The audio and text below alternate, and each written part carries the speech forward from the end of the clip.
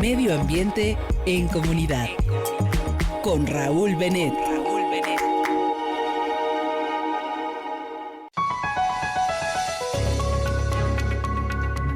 Raúl Benet, qué gusto saludarte siempre y sobre todo con este tema tan importante del informe del Centro Mexicano de Derecho Ambiental sobre la situación de los defensores del territorio en México, en qué situación se encuentra, qué ha pasado desafortunadamente con algunas personas que han muerto, en fin, un tema muy importante. Raúl Benet, como siempre, gracias por estar aquí en Imer Noticias. Buenos días.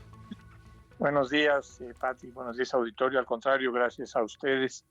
Pues sí, hace unos días se publicó este informe, se publica anualmente por parte del Centro Mexicano de Derecho Ambiental y se refiere pues sí a la situación de las defensoras y defensores, tanto individuales, comunitarias, organizaciones, pues que están enfrentando problemas ambientales, ¿no? Como sabemos, sobre todo temas de minería, pues también de acceso al agua, eso es uno de los temas también muy importantes, situaciones de acceso a la energía y también otras, ¿no? Sobre todo mucho también fraccionamientos y desarrollos inmobiliarios, muchas veces van asociados a conflictos y pues las corporaciones, las empresas se benefician de alguna manera que se benefician de esos proyectos, también en algunas ocasiones se asocian con sicarios o con crimen organizado, o si no están directamente asociados, pues están de alguna manera relacionados y esto ha provocado tanto agresiones, incluso asesinatos. El reporte del SEMLA señala 10 asesinatos a lo largo del 2025, es un reporte que se refiere al año pasado, al 2025, y algunos otros crímenes. Entonces, bueno, eso sigue siendo muy preocupante. Hemos platicado cómo este tipo de empresas, este capital, muchas veces transnacional, pues operativamente e instrumentalmente utiliza o se beneficia de sicarios de crimen organizado para amenazar, para criminalizar o finalmente para agredir e incluso asesinar a opositores a estos proyectos. Eso lo vimos y habíamos platicado hace unas semanas sobre en el tema de Eric Saracho, que fue atacado directamente en su casa por un grupo de sicarios o de personas que llegaron a dispararle directamente y afortunadamente pues él salvó la vida, pero otros no. Hay 10 personas que a lo largo del 2025 perdieron la vida y muchos otros, bueno, fueron amenazados, despojados y otros crímenes, ¿no? Entonces, pues se lee con preocupación esta situación. Cada año yo leo el reporte, pero ahora también se suma otra preocupación que yo encuentro en la metodología del reporte, y es que desde que se presenta por parte del Centro Mexicano, tanto ellos lo presentan con una conferencia de prensa, o más bien con un boletín o comunicado de prensa, y el mismo reporte lo menciona, y es que ellos dicen que la mayoría, el 56% de los casos, se le deben atribuir al Estado, al gobierno mexicano. Y entonces ahí, pues pues ya empieza uno a verlo, esto inmediatamente, pues resulta muy amarillista. El gobierno está matando gente o está desapareciendo gente, pues en realidad no está ocurriendo. El reporte da cuenta de que no hay una sola desaparición forzada se le llama por parte de las organizaciones de derechos humanos al hecho de que algún gobierno directamente desaparezca a alguien, no necesariamente una desaparición por parte de la sociedad civil, pero sobre todo lo que se llaman las ejecuciones extrajudiciales. Las organizaciones de derechos humanos le llaman ejecuciones extrajudiciales a cuando el gobierno, sin ningún juicio ni ninguna orden de por medio, mata o asesina o le quita la vida a alguien, ¿no? Entonces en México pues todas las ejecuciones son extrajudiciales porque no existe la pena de muerte, pero esto existía. A mí me ha tocado a lo largo de toda mi vida, demasiadas décadas, ver las desapariciones forzadas, estas mal llamadas ejecuciones extrajudiciales que en realidad son asesinatos a manos del Estado. Me tocó verlo en los 70s, en los 80s con la terrible Guerra Fría, en los 90s con el gobierno de Salinas y cuando se asesinó a muchos candidatos. Que se asesinó a muchos personas en el contexto de las elecciones en los años, pues ya todo el presente siglo, desde el año 2000, pues tenemos Tlatlaya, tenemos Ayotzinapa, tenemos Aguas Blancas antes, de tal manera que tenemos pues muchísimas ejecuciones extrajudiciales y eso ha desaparecido. Entonces, cuando el informe del SEMLA dice que la mayor cantidad de o la mayor proporción de los asesinatos, o más bien de la mayor proporción de los crímenes contra los defensores ambientales proviene del Estado, pues ahí es donde ya entra una narrativa que a mí me parece importante cuestionarnos. No hay este tipo no existe este tipo de agresiones, y entonces ellos dicen que el 56% de las agresiones provienen del Estado, pero cuando vamos a ver ese 56% se refiere a asuntos que, bueno, en el Código Penal mexicano no son crímenes, no están dentro del Código Penal, como es, por ejemplo, la estigmatización y ataques que reciben ellos o señalamientos que pueden recibir las organizaciones y ya no los defensores o las comunidades, sino organizaciones como el propio SEMDA o algunas otras organizaciones que pueden ser señaladas o cuestionadas por por su actuar, por lo que sea, de dónde reciben el financiamiento.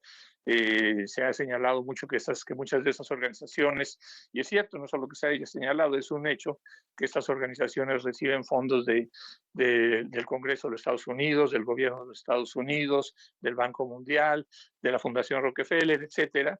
Y entonces eso se ha señalado desde la mañanera y desde otros medios, y ellos lo consideran una agresión. Desde mi punto de vista, esa es una discusión válida, el que la gente sepa de dónde se financian las organizaciones y qué intereses persiguen. A mí me parece que es una discusión que es bueno ventilarla, y no se vale, desde mi punto de vista, y es ahí donde mi comentario se vuelve crítico, no se vale que se mezclen estas cosas. Una cosa es la agresión a las comunidades, a los defensores ambientales, y otra cosa que no podría estar en estos reportes porque es otra cosa de una naturaleza totalmente distinta, es cuando pues a las organizaciones civiles, que no son tampoco ni comunidades ni defensores, sino que son las organizaciones que los acompañan, se les cuestiona pues por sus vínculos, por sus compromisos, o nos preguntamos qué tanto estas organizaciones están respondiendo a los intereses de las corporaciones o de las entidades norteamericanas o internacionales que los financian. Nos hacemos esa pregunta y resulta que ellos lo suman como si fuera una agresión, como si fuera un asesinato, como si fuera una desaparición forzada, y todos esos crímenes que cometía el Estado, hasta el gobierno de Peña Nieto lo vimos con muchísima claridad, que ya no ocurren, los pone como si en el mismo nivel. Entonces, para mí esa metodología no solo no nos sirve, sino que es instrumental, funciona para que los comentaristas de toda la vida pues lo tomen como el 56% de las agresiones contra los defensores ambientales proviene del Estado. Sí, pero 0 son desapariciones, 0 son ejecuciones extrajudiciales, secuestros por parte del Estado, y a las que se refiere son de una naturaleza totalmente diferente. Y entonces me parece que pues hay un poco, digamos, o bastante de mala intención en esa aseveración de decir, bueno, tantas son las agresiones que ocurren y el 56% provienen del Estado. No se puede sumar y no se puede, a la hora de que se hace esta suma, pues se está encubriendo, no se está visibilizando, y no se visibiliza en el reporte el hecho de que las agresiones en realidad no están relacionadas con el accionar del gobierno, como era antes, sino por el accionar de corporaciones muchas veces extranjeras, y esto no se visibiliza claramente. Entonces me preocupa que esta metodología se siga usando ya porque pierde credibilidad. Nosotros sí necesitamos una contabilidad y necesitamos eliminar por completo la agresión en nuestro país a defensores del medio ambiente, pero con esta metodología y esta narrativa se pierde el sentido y se convierte pues en una cosa realmente opuesta a lo que se pretendía. Entonces, bueno, entiendo que es un asunto un poco, digamos, complejo o tal vez un poco difícil de seguir, pero en resumidas cuentas, lo diría de una manera sencilla, este reporte del Centro Mexicano de Derecho Ambiental mezcla de una manera, pues no sabemos si malintencionada o solo equivocada, mezcla asuntos totalmente distintos como son las agresiones del crimen organizado y las corporaciones en contra de los defensores, los mezcla con los cuestionamientos que pueden ser y que desde mi punto de vista son legítimos, que se hacen desde el gobierno y desde las redes sociales también, porque también pone agresiones que ellos consideran agresiones a defensores ambientales, comentarios que ocurren en redes sociales, incluso señala que pueden ser anónimos. Entonces, no se puede mezclar todo eso. Me parece no solo incorrecto, sino pues malintencionado el estar mezclando esas cosas. Y ese pues es mi comentario. Tienen que terminar las agresiones contra los defensores ambientales, pero necesitamos un enfoque y una metodología que no mezclen las cosas para que no pierdan la credibilidad de este tipo de informes. Pati, ese sería mi comentario para el día de hoy. Raúl, y yo tengo dos preguntas. La primera, sí, ¿a qué atribuyes este sesgo por parte del Centro Mexicano de Derecho Ambiental sobre este reporte, desde tu punto de vista como ambientalista, como experto?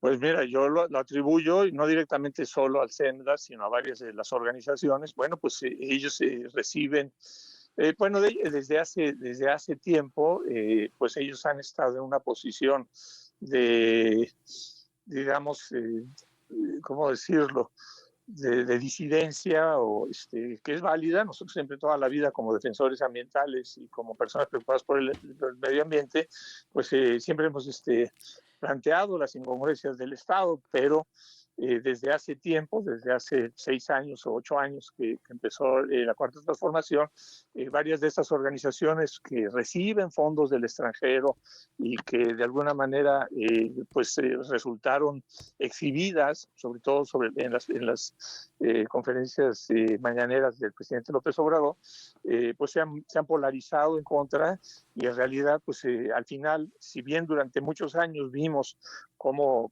estas fundaciones, Rockefeller, la fundación, la USAID, ¿no?, que es la ayuda norteamericana, y otras estuvieron pues financiando procesos de desarrollo sustentable, del llamado o mal llamado desarrollo sustentable en México, ahora están cobrando la factura. Estas, digamos, las organizaciones que reciben esos fondos, pues tienen esos compromisos. Eso se señaló muy claramente, sobre todo durante el periodo del presidente López Obrador, y se sigue señalando con la presidenta Claudia Sheinbaum, y entonces, bueno, pues ellos responden a estos intereses. Entonces eso me parece bastante preocupante, pero esa sería mi respuesta, pues claro.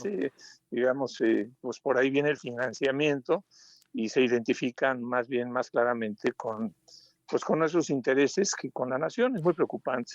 Ahora, la última pregunta que tengo para ti es, ¿consideras que se debería dar mayor seguridad a todas estas personas que se dedican a defender el ambiente, el medio ambiente en este país? No, totalmente. Esa es la preocupación principal. Se siguen habiendo agresiones, incluso los instrumentos con los que cuenta el Estado para defender a los defensores, ¿no?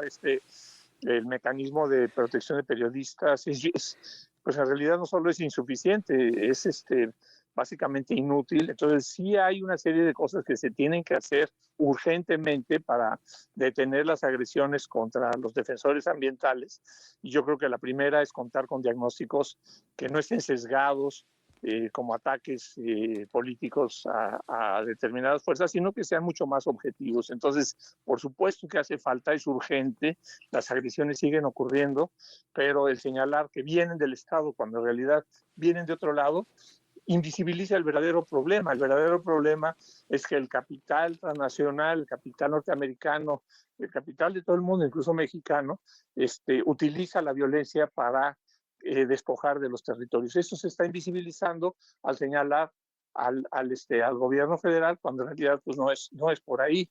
No solo al invisibilizarlo, pues nos impide, en un diagnóstico equivocado, pues nos impide, o equivocado y malintencionado, nos impide pues tomar las medidas necesarias. Entonces, pues esta sería mi respuesta.